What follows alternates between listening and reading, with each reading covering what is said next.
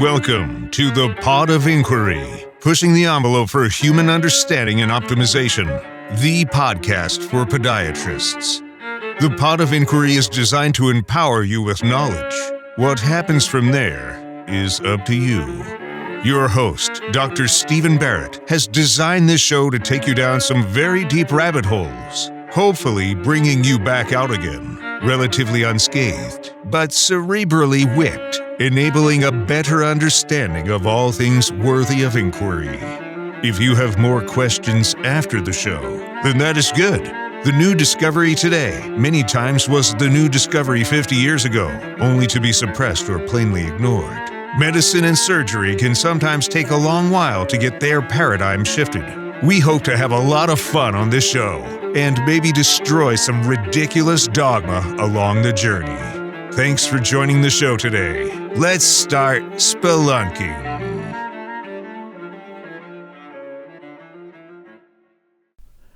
My guest today is Dr. Phil Gatcha. Dr. Gatcha is a chiropractor by training. He's been in practice for 24 years with his wife, Bridget, and he is really one of the true leaders as an adopter of functional medicine as a way to create custom-tailored solutions to very complex physiological problems, and by addressing the cause rather than just the symptoms. Today we're going to chat about Ozempic, Semaglutide. I know that you've had to have heard about this drug because it is the craze and the rage right now for people to lose weight. We really go into a very deep discussion on not only the pharmacology of Ozempic or Semaglutide, but also some general physiological concepts of nutrition that I think you'll find very interesting. So please enjoy my conversation with Dr. Phil Gatcha. All right, everyone. I am here with Dr. Phil Gatcha, and Phil and I have known each other for a long time.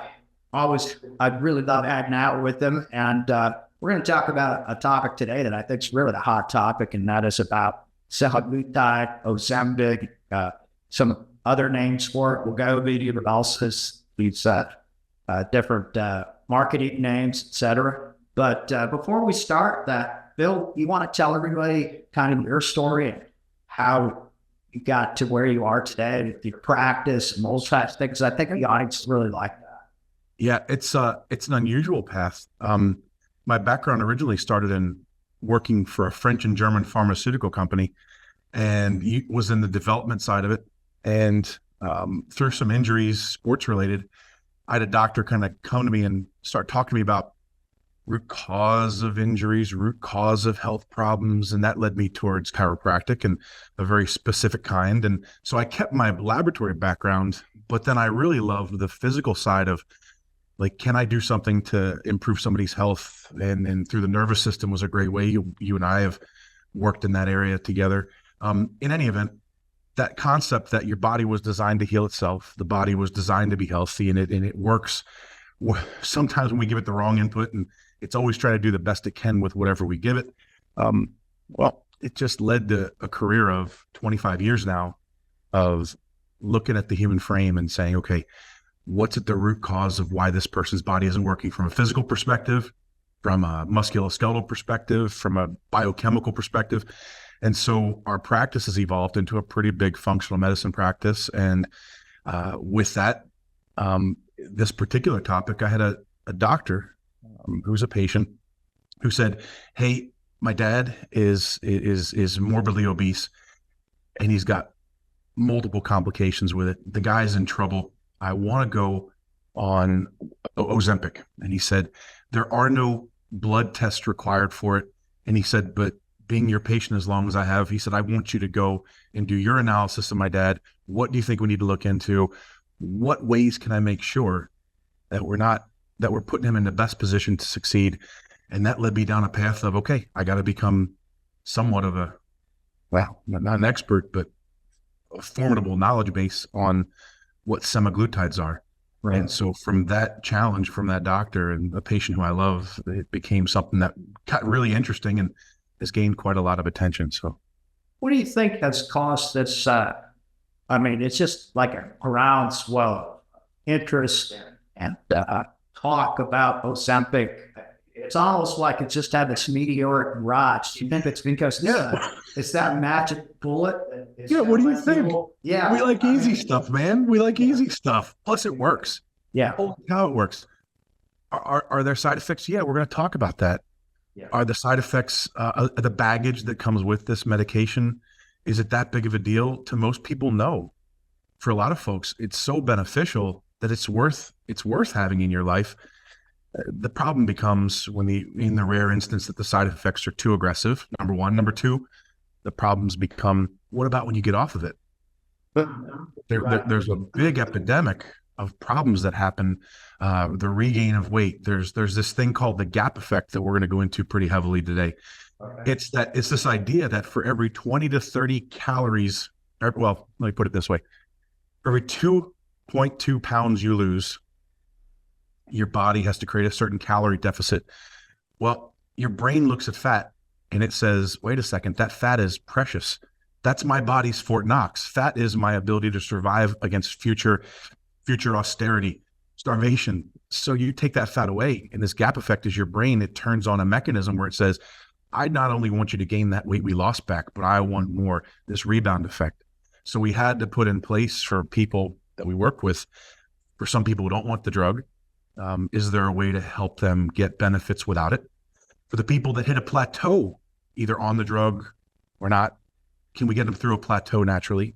And then last, the person that the medication is no longer effective, insurance doesn't approve it. Remember, it's a diabetes drug. So these people who don't have diabetes anymore, or they've hit their weight loss goals, insurance and their doctors say, you don't need to be on this. And the person still needs support. And we don't just want to let them free fall back into massive weight gain.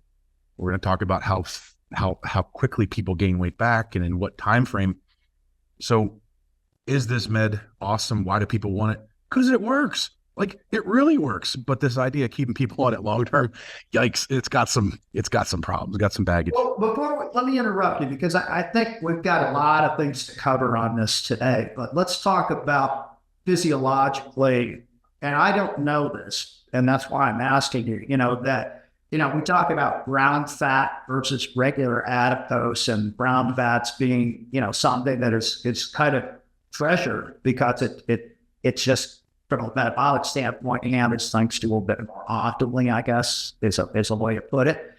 Yep. What does semaglutide or Ozempic do as far as brown fat versus just normal adipose tissue? Is it discriminate? I don't know, right?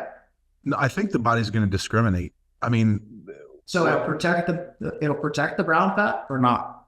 I would think. I mean, the body's going to access whatever fat stores it needs. So, no, but what about the Ozempic? Yeah, but fundamentally, anytime you're removing, what does Ozempic do? It affects the stretch receptors in the gut with something called the glucagon-like peptide number 1 receptor. Right. So when you and I eat, everybody knows that feeling of that huge meal where you've overstuffed yourself. And if you're, you look great. So I don't know if you've ever had that, but some of us have it pretty frequently. Yeah. And that stretch reception feeling where you've overeaten, well, that's driven by a hormone made by the gut, glucagon-like peptide receptor number 1. And what Ozempic does is it works on that receptor site, and it tells the brain, okay, we're full, number 1. Number 2, it works on the hypothalamus and tells the brain, hey, we're satisfied. Let's not get into fat storing mode. And there's a little bit more to it.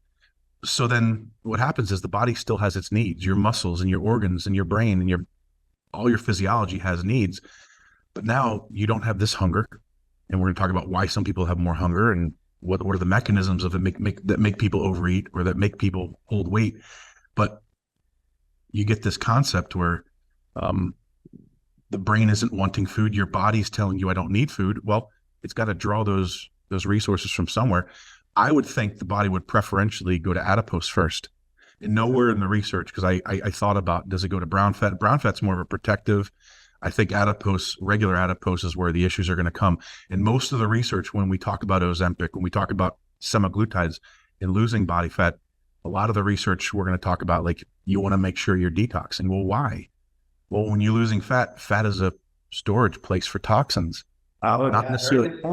Good point. So So we're going to hit on that. And so that came up quite a bit. Well, that's going to be adipose tissue. That's going to be your normal body storage of fat, subcutaneous or the visceral fat. Brown fat didn't come into the equation in any of the research that I did so far. So I would think the body's smart enough to hold on to that precious resource.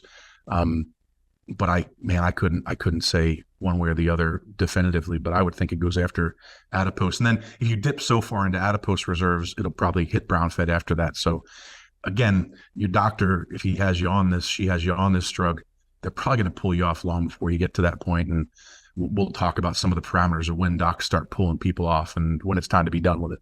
Got it. Now, semaglutide can be administered orally as well as subcutaneously. I understand most of it is explain that the molecule, the semaglutide, as a naturally occurring peptide in our GI tract. It's been manipulated so it lasts longer. That's how they can give it once Q 7 days. Once a week. It's synthetic, so you can change absorption rate and body clearance rate chemically. So how much does it differ? How much does difference is there from the synthetic version to the natural peptide that we make? Ooh, I couldn't say. Okay. I couldn't say. I don't want to venture.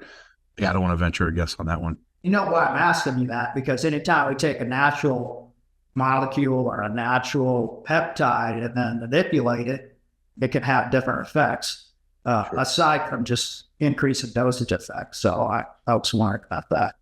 Yeah, we'll go in. I mean, when we talk about the biggest effects I saw with the research were the dosage. When you don't, all the manufacturers give some really good data online on dosage from Ozempic to Rybelsus to, whatever other one there might be.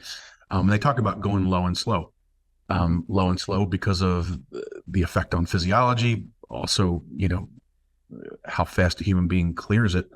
Some people are going to clear this synthetic faster than others.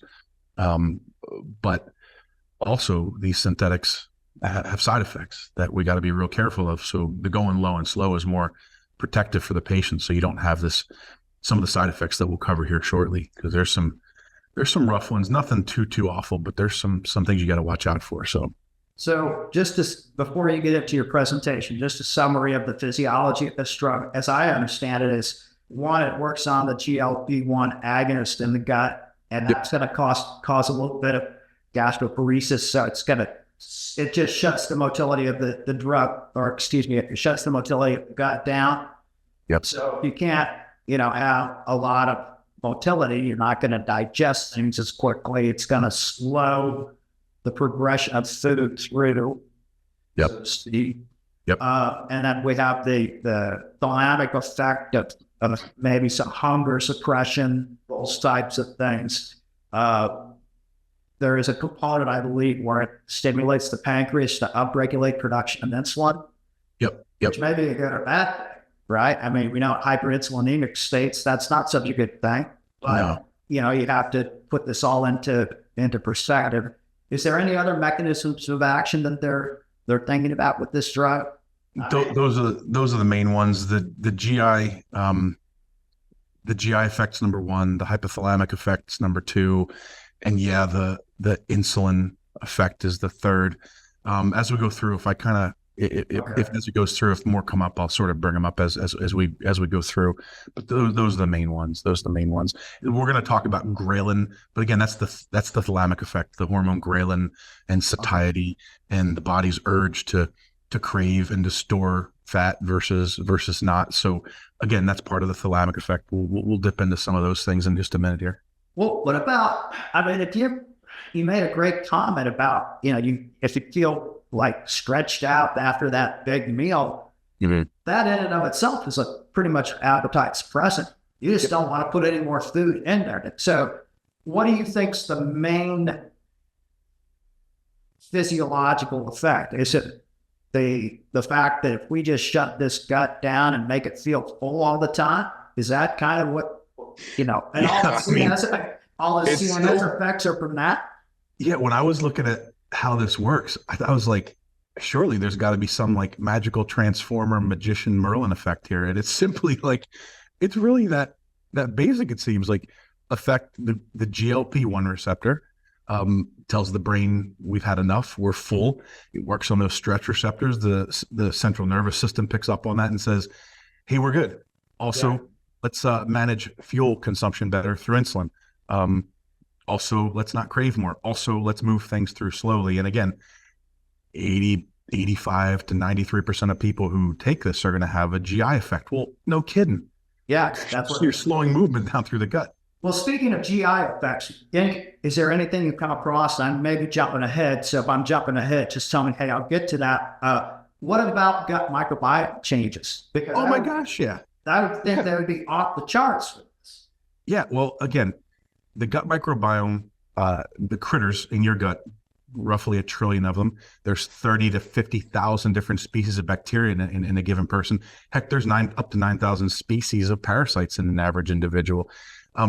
As long as they're all in a harmonious blend, it's all friendly. Opportunistic organisms are the critters that take over when the environment in the gut becomes unbalanced. So in the other side of my practice, if somebody doesn't digest properly, they're getting unsterilized, undigested material in the gut.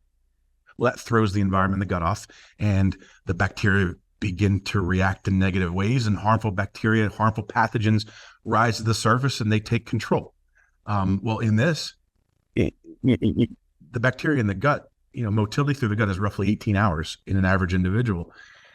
If you all of a sudden start slowing that down, well, the bacteria in your gut are also on shift work. The bacteria that run in the morning are different than the bacteria that are in charge at night. Well, as the shifts change, okay, the night shift is used to seeing food in there, but maybe this material just sitting there for so long, it'll cause a dysbiosis, a bacterial imbalance to occur. Friendly and opportunistic organisms come out of balance, and that has a host of issues with it. Then we just talk about the actual material, like material not moving through, blockages, things like that. Those are issues we got to watch out for. We've got to watch out for diarrhea, and when the body sees that there's waste not moving, it'll hyperhydrate the intestines and to flush everything out. So we're going to see also, different yeast. We'll talk about how yeast is affected.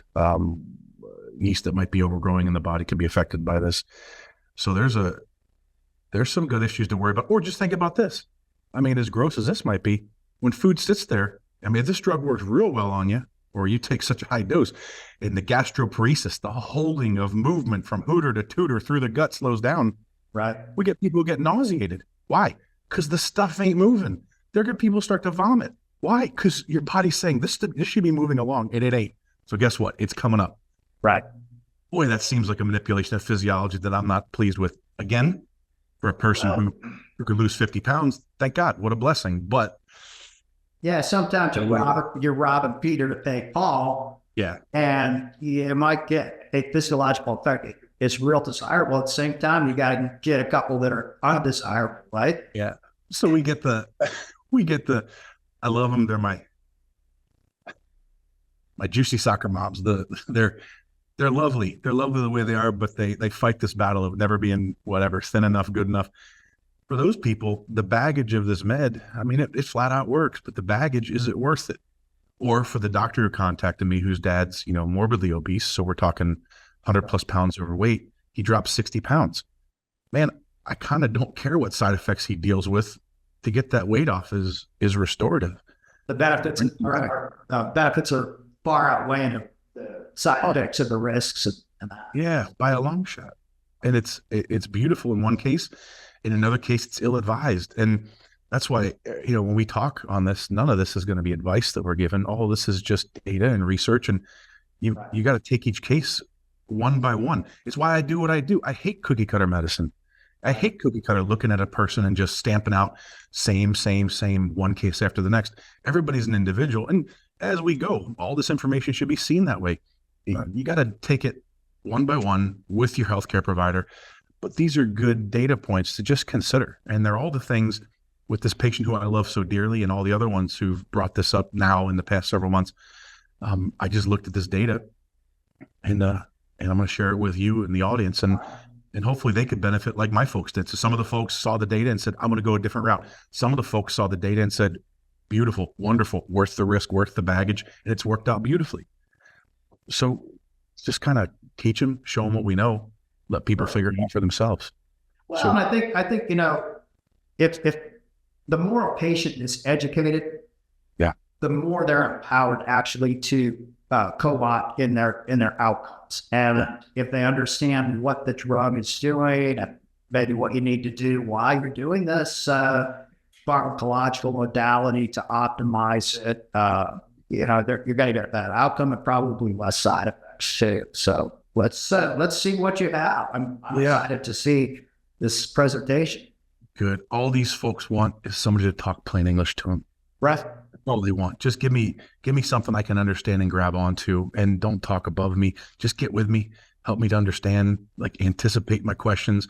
Be the professional doctor, be the professional, but in the same token, man, treat that person like that's your mom, your dad, your brother, your sister, and how do they need to hear it so that they can figure out what their best option is. Because at the end of the day, at some point in time, the joy I have, like the greatest joy in my life, the best part of my life is what I do with patients. It's the purest part of me. I'm a goofball in most other areas. We'll go play softball tonight. I'm going to be a goofball out there. Go play darts. I'll be a goofball there. I go cut my grass. I'm not that great at there's a million things I'm not great at.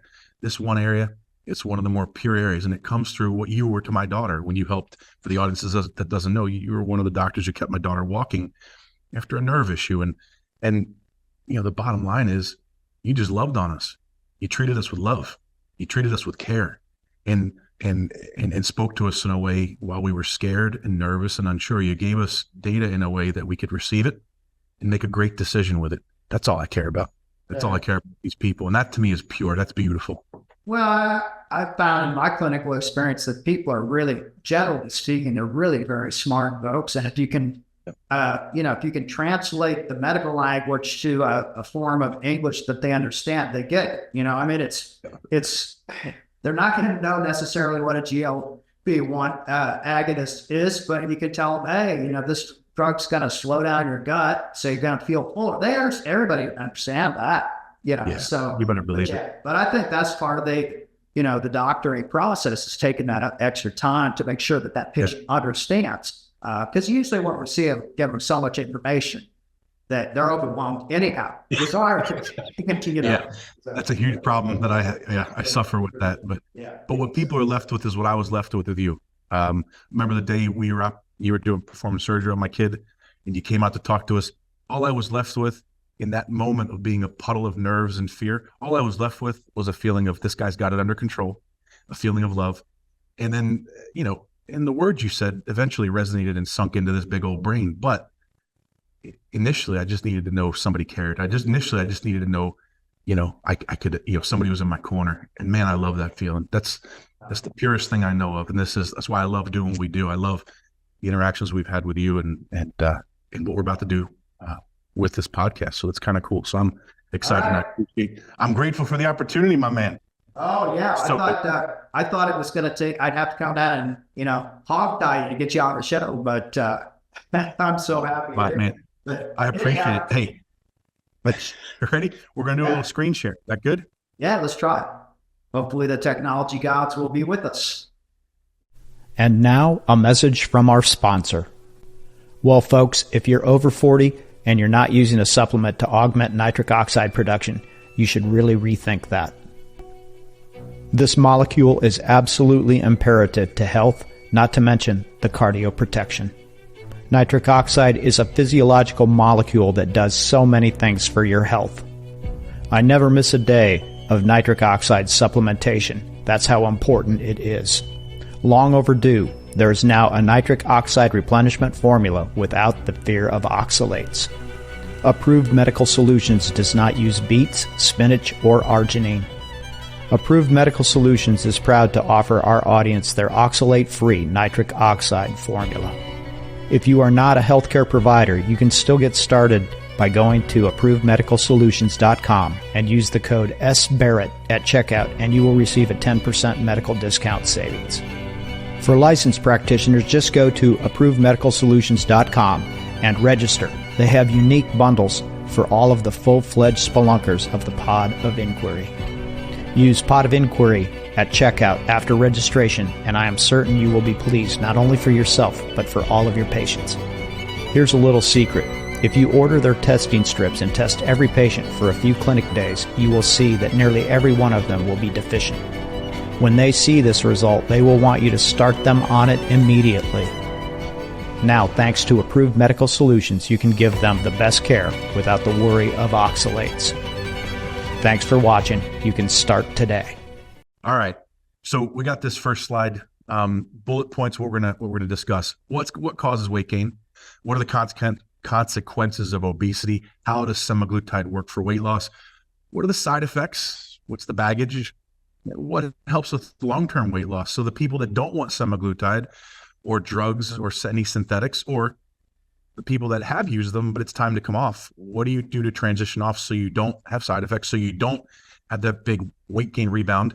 And then what are the natural alternatives? What are the things you need to be aware of with this? So when we look at weight gain, how profound is the obesity epidemic? Well, first we need to know about the body mass index, and it's just basically a measurement of your height versus your weight. It's limited in its application because certain ethnicities it doesn't apply to, nor does it apply to like the folks. I have a bunch. Well, yeah, a bunch of powerlifters just come to my office. Yeah, you're a power lifter, so BMI is not so indicative of your health status. No, it used to freak me out, but you got to remember, I was about 270 by 18 years old and playing sports, and I had a way smaller waist than I do now. And I was told I was morbidly obese and should have been about 180 pounds. And if you were to look at my family, there's no way. There ain't no way. And so sometimes we beat ourselves up with this, but the bottom line is we start when we're 25 or over the score, we're overweight. When we get to 30 or more, we're obese, and these 35s and up, it's dangerous now. So this is where we sort of like get the idea of how do we determine what's good or bad? Look at yourself, but if you don't want to just look at yourself, here's the numbers. Now, if I were to ask you a question, what the percentage of people that are dealing with being overweight is, and what percentage of people are obese, that'll be the next slide. So in the US, obesity rates, and it's the same in UK, Canada, Australia, 69% of adults are overweight, then 36% are obese. Africa, Southeast Asia are the only areas on this chart from the World Health Organization in the lower right-hand side. They're the only places where we're not seeing this. So we're seeing more industrialized places on the planet. We're seeing access to more processed foods.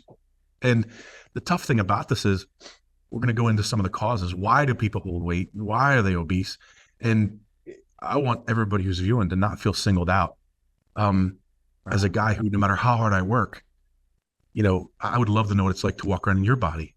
My older brother, he's my height. He called me about a year ago with a trainer taking high calorie, not protein, just calorie drinks. He finally achieved a weight of 160.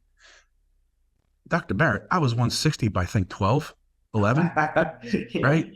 And so, why? I don't want to feel singled out. It's a lot of people going through it, but you're not alone. But let's confront it. So let's go through some things. So what do we see with weight gain? Genetics.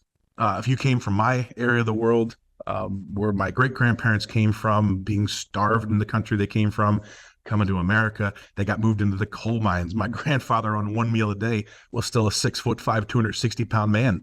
Now he died in the coal mines, which stunk, and a bad thing for my family. My own dad was a Division I scholarship athlete. Doggone guy was about 280 pounds in 1959, and he was a rarity. That's a guy who didn't get many meals. So there's some genetics that play a role. So there's 40 to 70% heritability. And when we look at heritability, we want you to think genetics. But again, genetics, you've heard this analogy, I'm sure. Your body, your gun, so to speak, is loaded with your genetic bullets. Whether you pull the trigger or not is up to you. So if it's nature versus nurture, you might have the genetics to be a big old person, but it's going to take some decisions to get you to express a negative or harmful physiologic expression of those genetics. So there's only a couple genetic traits that have 100% expression, 100% heritability. The rest we do have a say in. So the goal, I don't know, I'm never going to be perfect, but I'm sure as heck going to try, and that's all we're asking from people here. Now, When we look at the next one, socioeconomic, there's food deserts, places where there's lack of access to healthy food. There's a high cost of getting good food.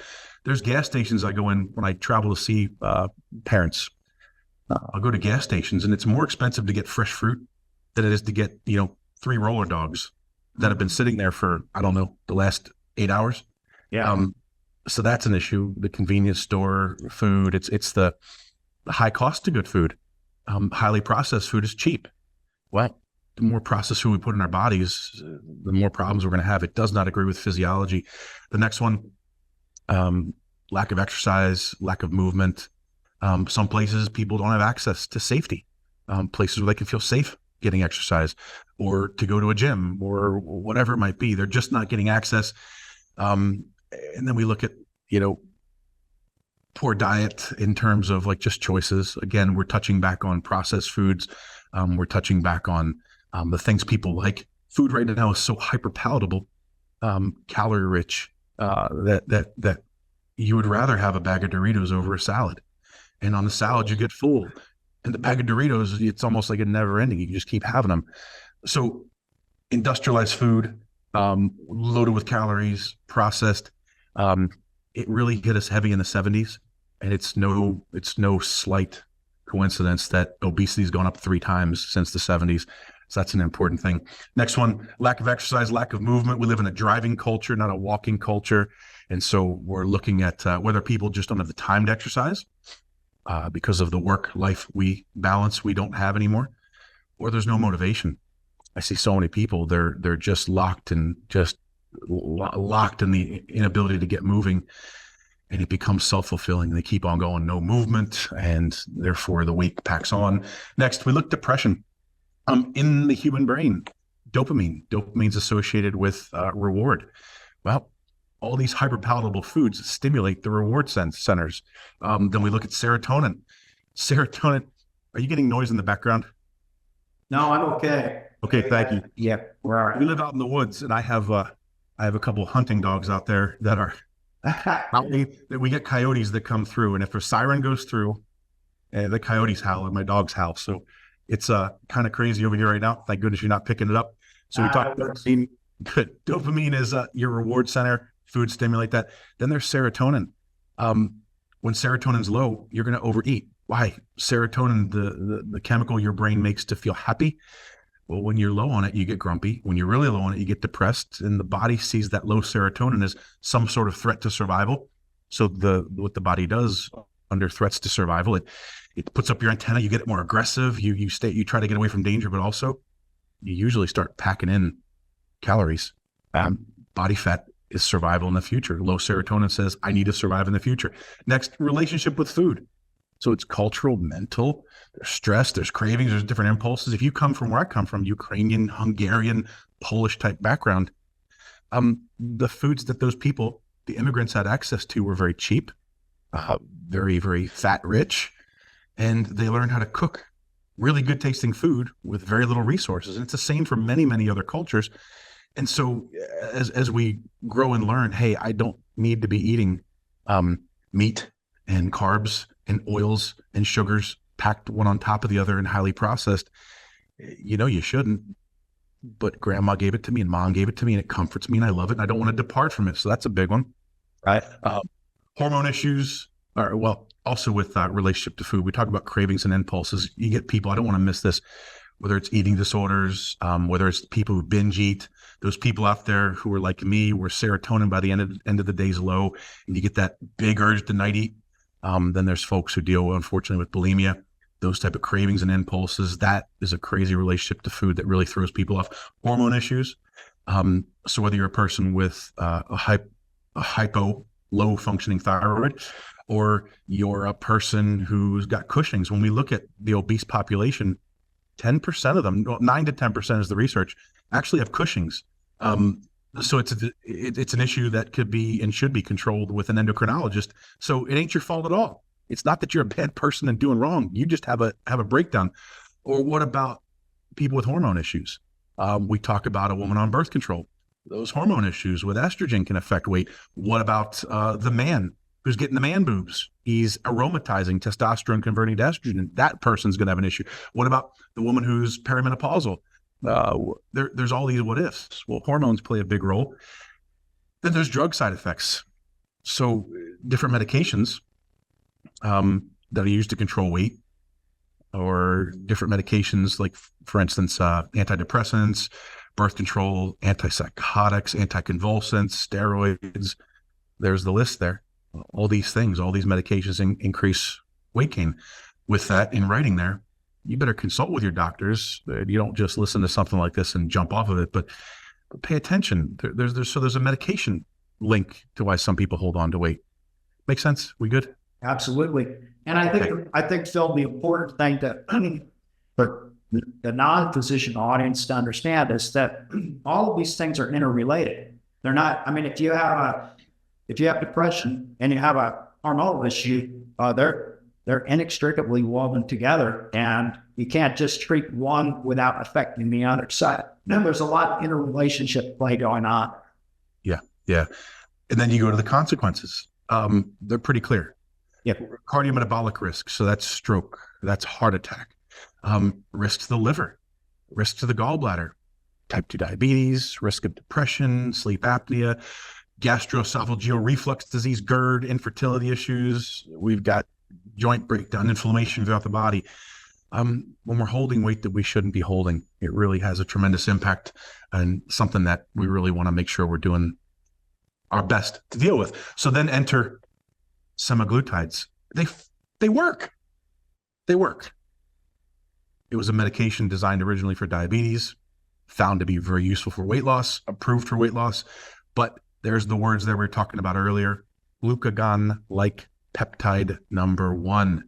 So GLP number 1, hormone that's made by your body for you after you eat, and it fills a receptor site that tells the brain you're not hungry anymore.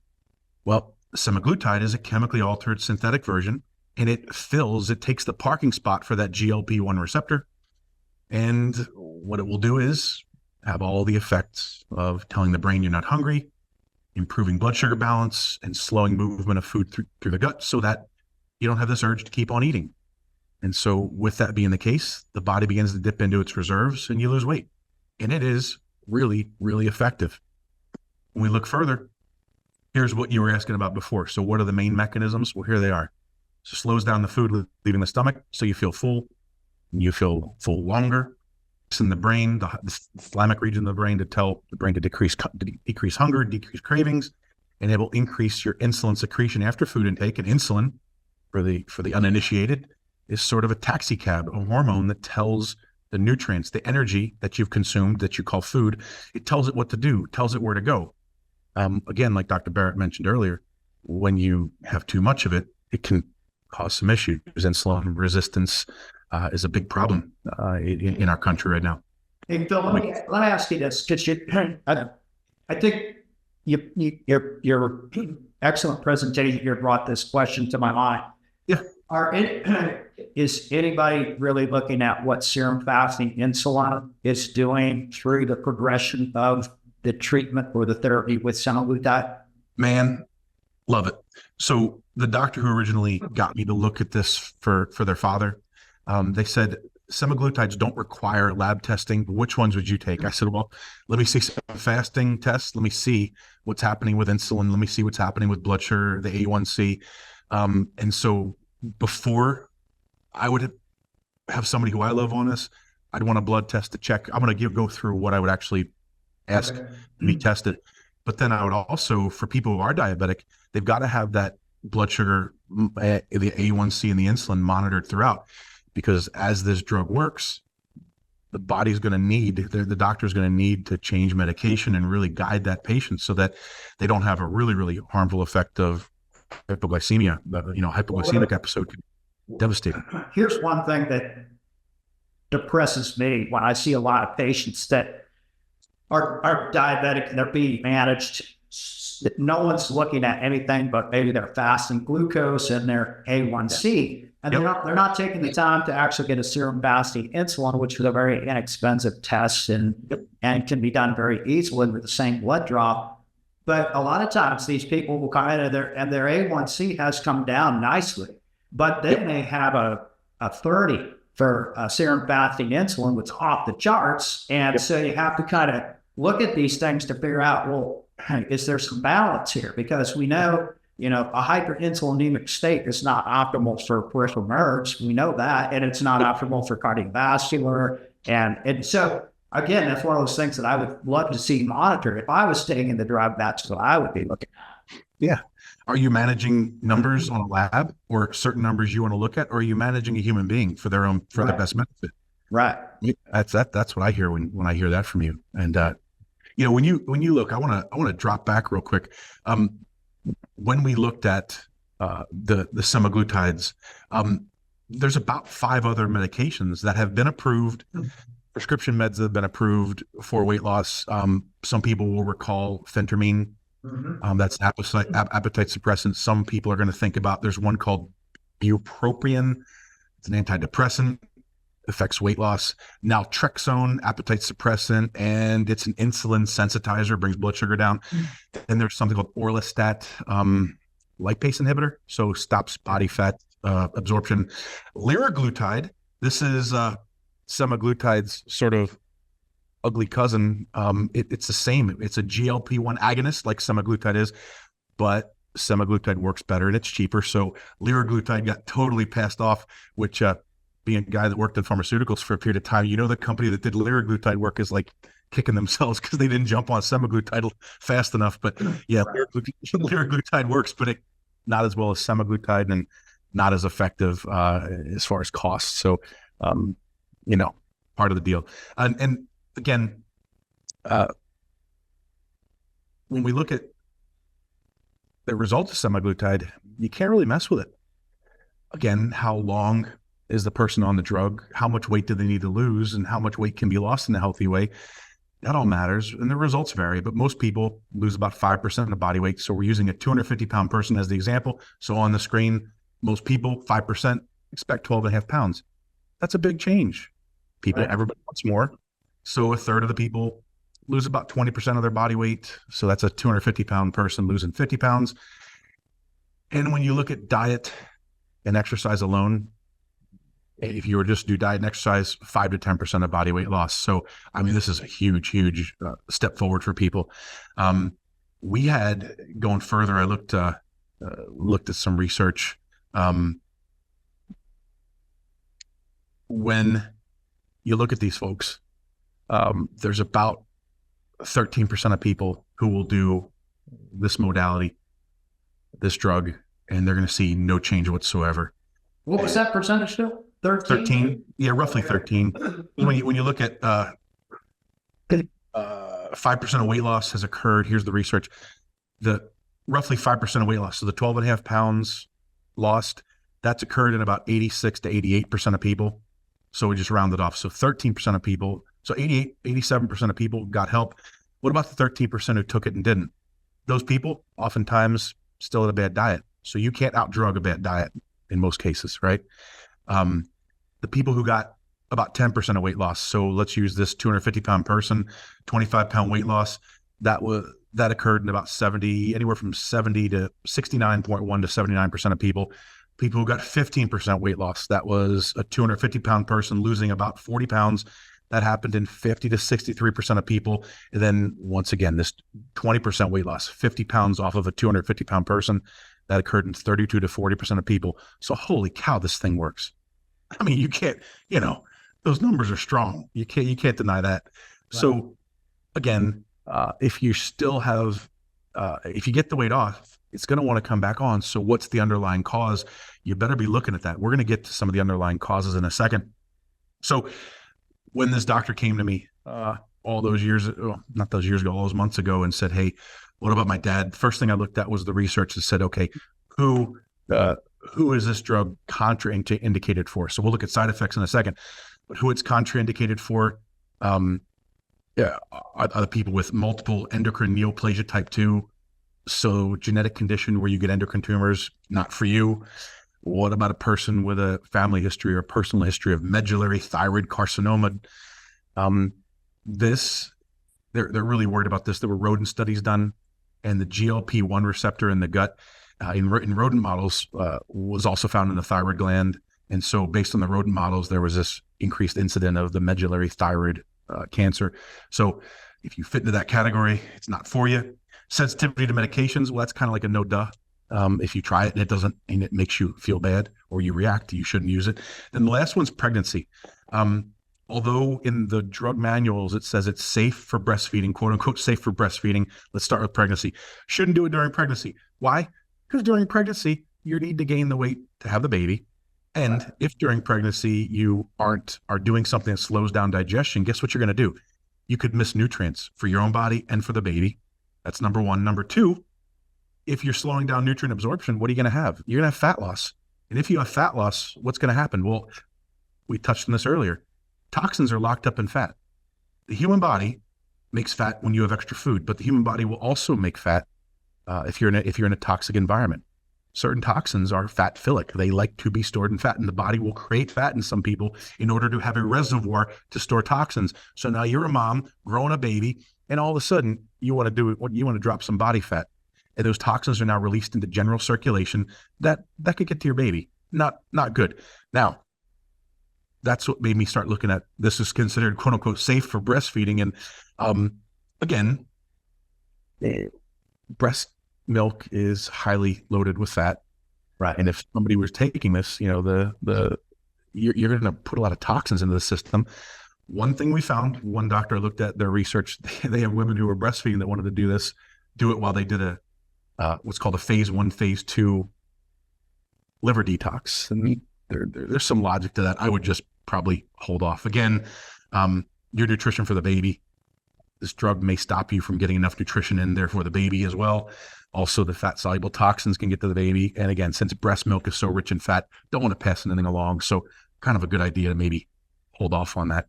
So I have a question before you go on, because I think you're making a great point here.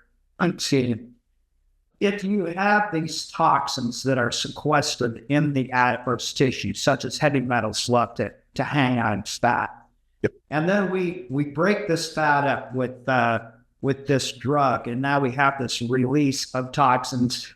Are there any herb-side reactions seen in people? Can be. Okay. So the way waste leaves the body is there's something called the phase 1, phase 2 hepatobiliary tract pathway. So Right. Toxins locked up inside of cells are spit out into the blood lymphatic system. Those toxins should be picked up by trash trucks, antioxidants. Those trash trucks should unload that material at the liver. The liver should process the waste with bile into the gut. The gut should then expel the waste into the toilet. But if you have a roadblock in any of those places, then you may get retox. So the cells dump waste into the bloodstream. They're now floating around the bloodstream to redeposit themselves in some other area. And very commonly it's the brain. So the people who went to Whole Foods and did the Whole Foods detox, that's like over the counter, so it can't be that aggressive. Well, you take that person, if they're highly toxic and they do any kind of detox and waste is now released into their system, they're going to have horrible reactions because that waste is now being pumped by the heart through the whole body. Where's it going to go? Well, not only is it going to go to other organs, but the brain is the big one. Right. And so they'll get headaches. They'll feel horrible and say, oh, I'll never detox again. Well, no, you need to detox. You go to the bathroom every day. You're detoxing. You just did it in the wrong form, the wrong fashion, in the wrong order. So we'll cover that in a second. What do we need to do to make sure the body can grab heavy metals or hormones or food additives? Nature gave you, the good Lord gave you 6 pathways that if these things are working, this is one of my pet peeves. Patients come to me and they say, I saw a doctor online. He is a heavy metal detox specialist. Bullcrap. I saw a doctor online. They're a hormone specialist. Bullcrap. You have these 6 pathways that get rid of those wastes. They either work or they don't. So you can have a guru that sells you on, I'm going to get this pathway or that pathway working, and we're going to get this keyword, this niche of hormones or this niche of toxins and heavy metals. It doesn't matter. These pathways either work or they don't. And so what about outside of those pathways, using things like EDTA, chelation agents, things like that, activated charcoal? Yeah, they work. Okay. Where does it work though? Activated charcoal works in the gut. Right. Well, you better have the pathways are glutathione conjugation, sulfation, methylation, glucuronidation. There's one more I'm missing. But these pathways, if they don't work, those materials have to be taken from the blood and lymphatic system to the liver, from the liver to the gut. And then once those things get in the gut, extra fiber and chelators, some chelators get to the blood, but those like the charcoal, all those things, they work beautifully. We've got to get it there first. And most people, when I do blood work, we're seeing liver enzymes, we're seeing inefficient liver function. And it's not because the person's beating themselves up or abusing themselves with alcohol or chemistry. It's that we live in a world that's really, really toxic. Right. And so our air and our water and our food, no matter what, it's not as safe as we need it to be. And so I remember being in almost paralyzed with my 3 kids, especially my oldest daughter, who, again, you've loved on and taken care of. My goodness. I remember looking at it saying, gosh, I can't wrap her in a bubble. Everywhere she goes, she's exposed to toxins. And then we realized, well, the goal isn't to bubble wrap her. That's the worst thing I could do. But my goal became make her hard to kill. A little bit aggressive, but like beef her systems up so that she's capable of taking on all comers. Right. And it turns out that all the really nasty things, toxins that are introduced in our environment, it's sickening. But your body was equipped. If you give it what it needs, it's really well equipped to cope and to deal with a good many of them. Now, anybody's physiology can be overwhelmed, but we've got capacity and capability, and we darn sure better access that capability to detox when we're getting rid of fat tissue that could be dumping toxins into our system. So if you're taking these drugs and you're getting the headaches and you're getting fevers and getting achy joints, man, take a look. Are you dumping toxicity into your system as you break down fat tissue? This episode is sponsored by Savant Cellars, providers of boutique Tier 1 Reds at a Tier 2 price point.